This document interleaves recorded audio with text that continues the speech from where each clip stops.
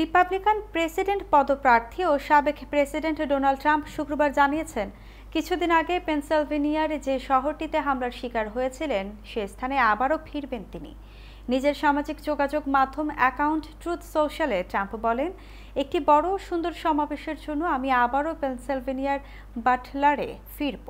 তবে কোথায় ও কবে তিনি ফিরবেন সে সম্পর্কে বিস্তারিত কিছুই বলেননি ট্রাম্প। এর আগে পেনসিলভেনিয়ায় একটি প্রচারণামূলক সমাবেশে গিয়ে আহত হন সাবেক প্রেসিডেন্ট ডোনাল্ড ট্রাম্প। এ সময় ট্রাম্প মাটিতে পড়ে গেলে সিক্রেট সার্ভিস সদস্যরা দ্রুত নিরাপত্তা প্রদানের স্বার্থে তাকে ঘিরে ফেলেন। ট্রাম্প মাটিতে পড়ে যাওয়ার আগে বেশ কয়েকটি গুলির শব্দ শোনা যায়। সিক্রেট সার্ভিস সদস্যরা তাকে দাঁড়াতে সাহায্য করার পর তার মুখমণ্ডলে রক্ত লেগে থাকতে দেখা যায়।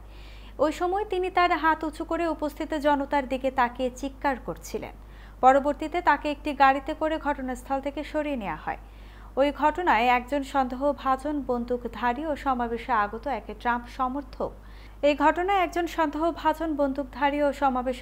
এক ট্রাম্প সমর্থক নিহত হয়েছেন।